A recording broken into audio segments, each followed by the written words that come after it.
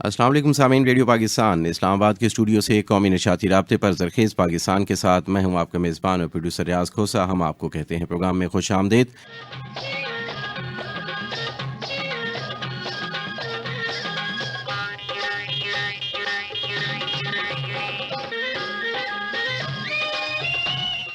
जी जनाब, ज़रख़ेज़ पाकिस्तान हम आपके लिए लाया करते हैं पीर तर्जुमा दोपहर 2:05 से लेकर 3 बजे तक रेडियो पाकिस्तान इस्लामाबाद के स्टूडियो से कौमी नशाती राब्ते पर, जिसमें हम बात करते हैं पाकिस्तान की ज़राअत के साथ जुड़े हुए मुख्तलिफ़ मौज़ूआत की, और पाकिस्तान के लाइफ स्टॉक की, और पाकिस्तान की ज़मीनों की ज़रख़ेज़ी की। और कोशिश हमारी ये होती है कि ज़राअत के मैदान में, लाइफ स्टॉक के मैदान में दुनिया भर में जो तहकीक, जो रिसर्च हो रही है, वो अपने किसानों, अपने काश्तकारों तक माहिरीन की ज़ुबानी पहुँचाई जाए। आज दुनिया भर में वर्ल्ड मिल्क डे, या हम कह सकते हैं कि आलमी यौम दूध मनाया जा रहा है। इस दिन के मनाने का मकसद भी यही है कि खुराक में दूध की इफ़ादियत और इसकी पैदावार बढ़ाई जाए, और इस हवाले से अवाम में जो शऊर है उसको उजागर किया जाना चाहिए। पाकिस्तान दुनिया में दूध पैदा करने वाला चौथा बड़ा मुल्क है, लेकिन दूध की भरपूर जो पैदावार है उसको मुनाफा बख्श सरमायाकारी में मुंतकिल करने के हवाले से हम शायद बहुत ज़्यादा कामयाब नहीं हो सके हैं। इसकी क्या वजूहात हैं, पाकिस्तान में दूध की पैदावार कितनी होती है और हमारी अपनी ज़रूरियात कितनी हैं, और हम अगर दूध या डेयरी मसनूआत में से किसी भी चीज़ को एक्सपोर्ट कर रहे हैं, यानी बरामद कर रहे हैं, तो वो कौन सी चीज़ें हैं, और हम अपनी जो दूध की पैदावार है उसको मज़ीद कैसे बढ़ा सकते हैं। ये आज का हमारा मरकज़ी मौजू है, बुनियादी मौजू है, और इसी पर बात करने के लिए हमारे साथ स्टूडियो में मौजूद हैं डॉक्टर हैदर खान साहब। आप प्रिंसिपल साइंटिफिक ऑफिसर हैं और प्रोग्राम लीडर हैं एनिमल प्रोडक्ट्स के शोबा एनिमल साइंसेस कौमी ज़राई तहकीकाती मरकज़ इस्लामाबाद। डॉक्टर साहब खुश आमदीद कहेंगे सर आपको प्रोग्राम में। मेरी तरफ से तमाम सामीन को अस्सलाम वालेकुम। जी डॉक्टर साहब, सबसे पहले तो मैं आपसे पूछना चाहूँगा, आज जो वर्ल्ड मिल्क डे है, और आपकी स्टडी, आपका तजुर्बा, आपका काम, आपकी दिलचस्पी भी इसी में है कि जो दूध और दूध से बनी हुई मुख्तलिफ़ अशिया हैं, मुख्तलिफ़ मसनूआत हैं, उस हवाले से आवाम में आगाही पैदा की जाए। तो सबसे पहले तो मैं आपसे यही पूछना चाहूँगा, एक तो ये कि हमारी कितनी अंदाज़न सालाना दूध की पैदावार है, और हम क्या वाकई दूध पीने वाली कौम हैं? एक मोहतात अंदाजे के मुताबिक जो ताज़ा तरीन दादो शुमार हैं, तकरीबन 62 मिलियन टन या 62 अरब लीटर हमने दूध एक साल में पैदा करते हैं। तो इस लिहाज से अगर हम देखें कि दुनिया में हमारा नंबर चौथा है, जैसे कि आपने खुद कहा इस बारे में, और ये दूध जो है हमें भैंसों और गायों से ज़्यादा हासिल होता है, क्योंकि पाकिस्तान में भैंसें भी पाली जाती हैं। तकरीबन 60% इसका भैंसों से हासिल होता है, 40% तकरीबन गायों से हासिल होता है।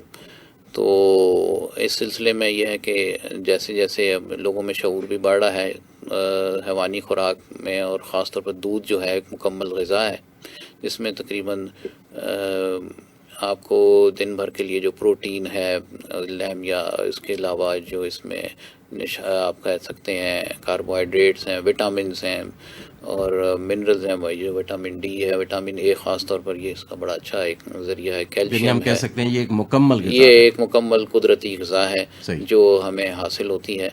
तो अगर हम रोज़ाना तकरीबन 250 ml या 1 गिलास दूध पी लें, तो हमारी जो है बहुत सारी जिस्म की जो ग़िज़ाई ज़रूरियात हैं वो पूरी हो जाती हैं। बिल्कुल सही। अच्छा, एक स्टडी है कि हमारे मुल्क में आबादी का जो 26% है वो रोज़ाना 1 गिलास दूध पीता है, लेता है, और 40 से 45% के करीब जो लोग हैं वो हफ्ते में 1 गिलास दूध पीते हैं, और जो बाकी आबादी है या तो वो दूध में दिलचस्पी नहीं रखती, या शायद उनको दूध दस्तयाब ही नहीं है। तो ये हम कह सकते हैं कि दस्तयाब नहीं है, या लोगों के सवाले से आगाही नहीं है? इसमें दोनों बातें आपकी हैं। किसी हद तक तो ये बात ठीक है, क्योंकि माशी हालात, आपको पता है कि जो हैवानी खुराक है, दूध और गोश्त, इनकी कीमत जो है वो दूसरी जो नबाताती खुराक है उससे ज़्यादा होती है। ठीक है, आपको 1 लीटर दूध के लिए जितना पैसा खर्च करना पड़ता है, तो एक तो ये है कि माशी हालात बहुत सारे इजाज़त नहीं देते कि उनकी दस्तरस में वो उस तरह से दूध नहीं है।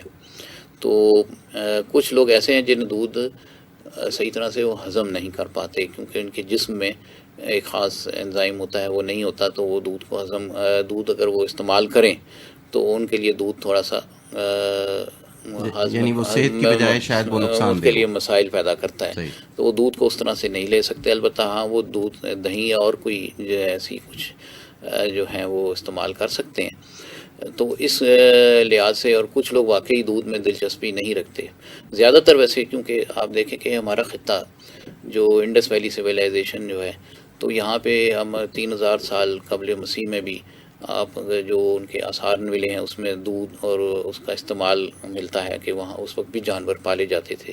تو اس خطے میں جو لوگ ہیں وہ ہمارا دودھ اور جانوروں کو پالنا دودھ کے لیے یہ ایک ثابت شدہ حقیقت ہے. تو ہم کہہ سکتے ہیں کہ یہ ہمارا خطہ جو ہے یہ دودھ پینے والے لوگوں کو مشتمل ہے.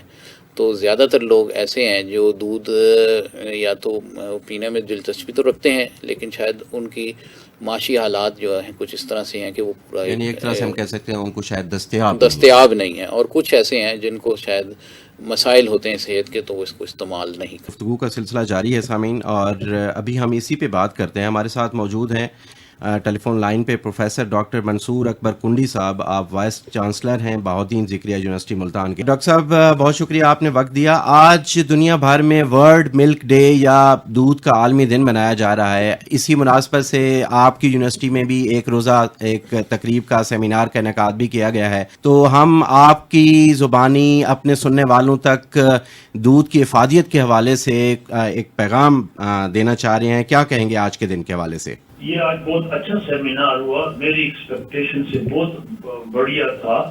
یہ ہے کہ پیدائش سے لے کے انگریز کہتے ہیں فرام برتھ ٹو ڈیتھ، انسان کی جو بڑی بڑی ڈیپینڈنس ہے جینے کے لیے، مضبوط ہونے کے لیے، جسمانی لحاظ سے اور ذہنی لحاظ سے، اس میں دودھ ایک چیز ہے.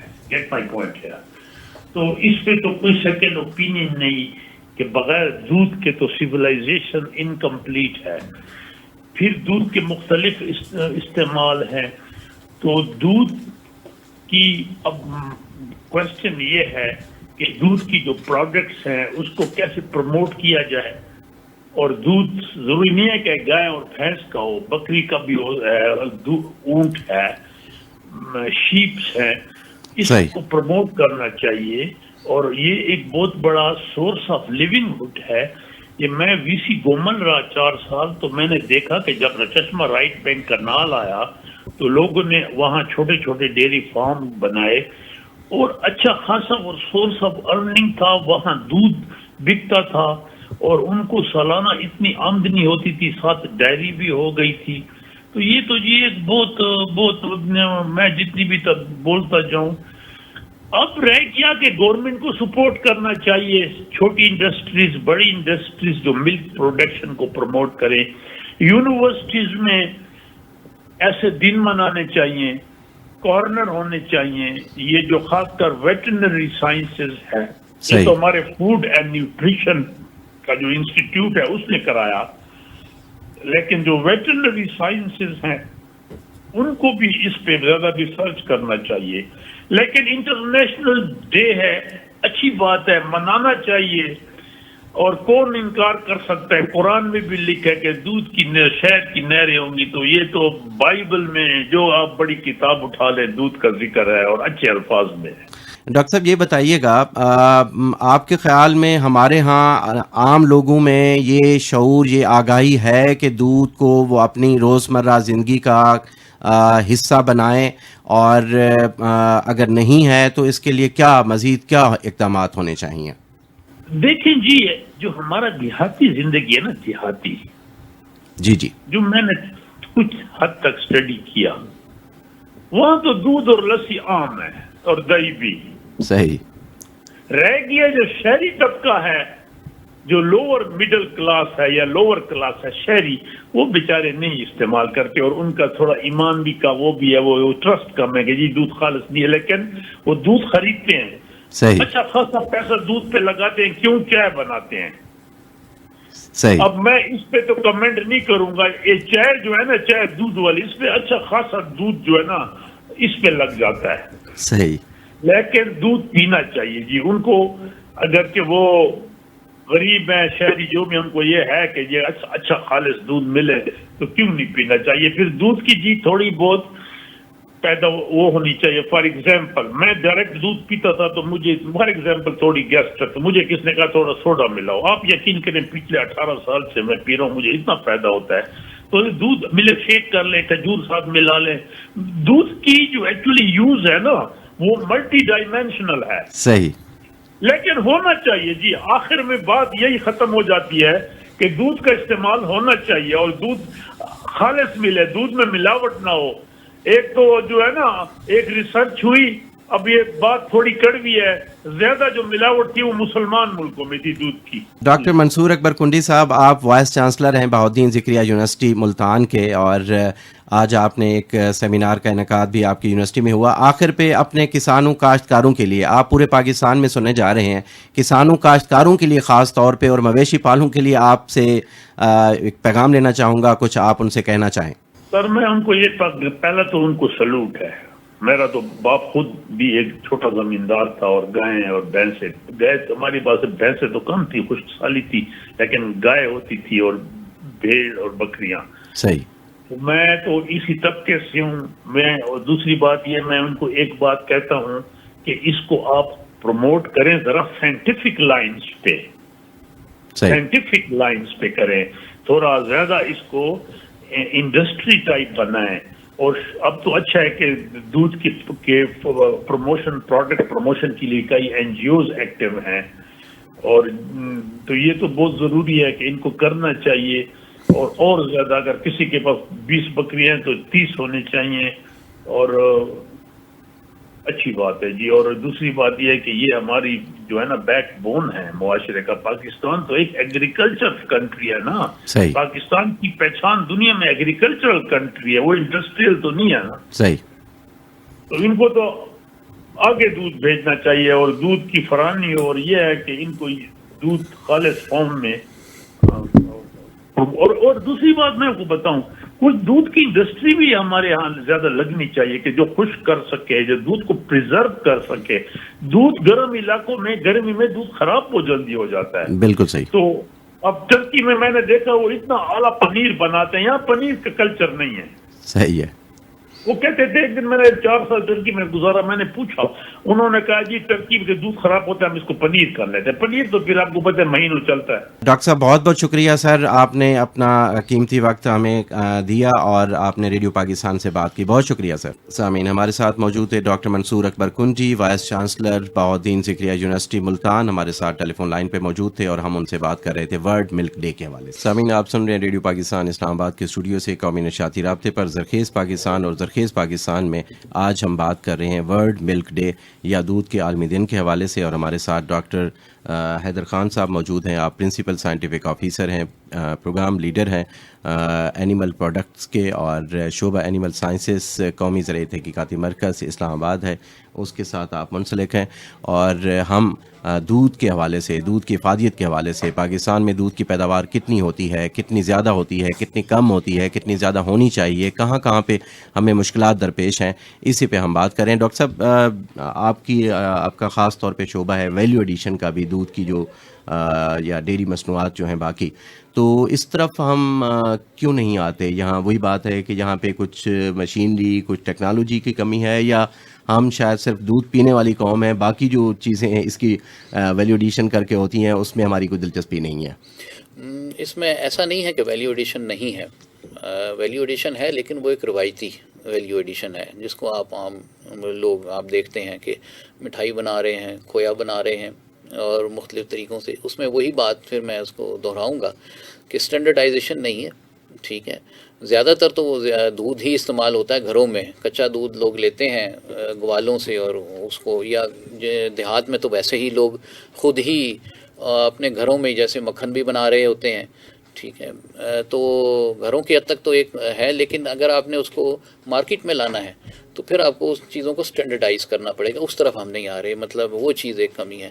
دیہات میں ظاہر ایک نسل در نسل ایک وہ ٹیکنالوجی چلی آ رہی ہے کہ ہم نے ایسے مکھن بنانا ہے, ایسے دہی بنانا ہے, تو گھروں میں دہی بنتا ہے, اور لیکن وہی بات کہ اس میں اسٹینڈرڈائزیشن تو نہیں ہوتی. گھر کے استعمال کے لیے تو شاید وہ مناسب ٹھیک ہے, گھر کے لوگ ہیں وہ استعمال کر رہے ہیں, لیکن اگر آپ نے مارکیٹ میں لانا ہے تو پھر ایک اسٹینڈرڈائز پروڈکٹ ہو, اچھے طریقے سے پیک ہو کے آئے گی, تو ہی پھر اس کی ہمیں قیمت وصول ہوگی. اچھا, جیسے ڈاکٹر منصور اکبر کنڈی صاحب بھی بات کر رہے تھے, اور ہم سب بھی یہ بات کرتے ہیں کہ پاکستان بنیادی طور پہ ایک زرعی ملک ہے, اور معیشت میں زراعت کا, اور زراعت میں پھر لائف سٹاک کا سب سے زیادہ کردار ہے. زراعت تو ہم کہتے ہیں, لیکن زراعت میں یعنی اوور آل اگر ہم بات کریں مجموعی طور پہ, تو اس میں لائف سٹاک کا زیادہ کردار ہے. اس کے باوجود دنیا کا چوتھا بڑا ملک بھی ہم ہیں دودھ کی پیداوار کے حوالے سے. کیا وجہ ہے؟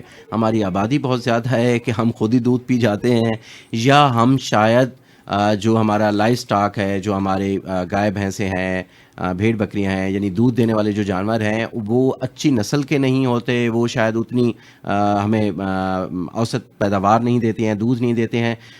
کیا وجہ ہے؟ یعنی ہم اسلام آباد سمیت کسی بھی بڑے شہر میں, یا ایون آپ کسی چھوٹے شہر میں چلے جائیں, دودھ ایک مسئلہ ہے کہ جس کے اپنے پاس نہیں ہے.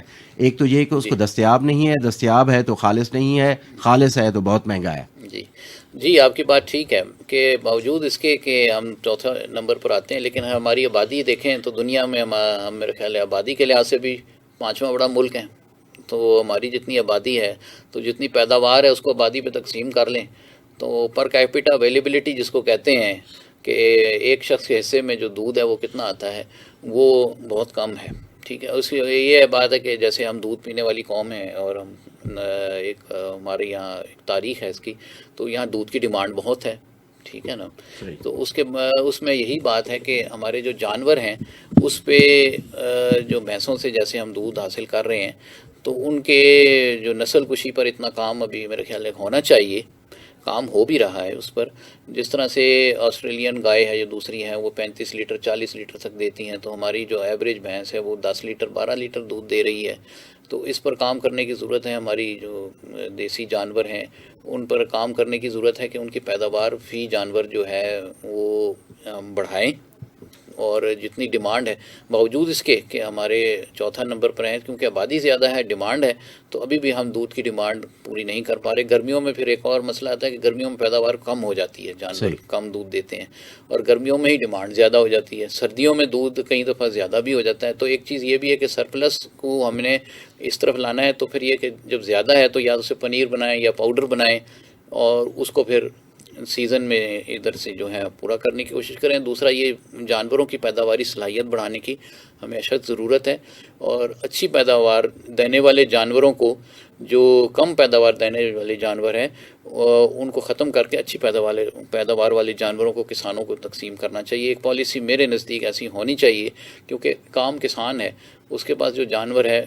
وہ اس کی پیداواری صلاحیت نہیں ہے. آپ جتنا بھی اسے خوراک دے دیں تو وہ کیا کہتے ہیں, کیونکہ اس کے اندر ہے ہی نہیں, جینیاتی صلاحیت ہی جب موجود نہیں ہے تو آپ وہ ایک اپنی اس سے آگے تو نہیں جا سکتا.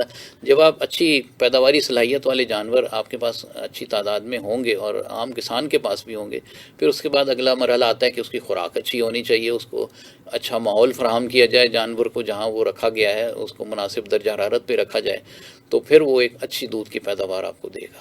بالکل صحیح, بالکل صحیح. بہت بہت شکریہ ڈاکٹر حیدر خان صاحب, آپ تشریف لائے قومی زرعی تحقیقاتی مرکز اسلام آباد کا شعبہ اینیمل سائنسز سے, اور ہم بات کر رہے تھے ورلڈ ملک ڈے یعنی دودھ کے عالمی دن کے حوالے سے. اس کے ساتھ ہی زرخیز پاکستان کا وقت یہیں پہ ختم ہوا چاہتا ہے. اپنا اور اپنے کھیت کھلیانوں کا بہت سا خیال رکھیے گا. ہماری طرف سے اللہ حافظ.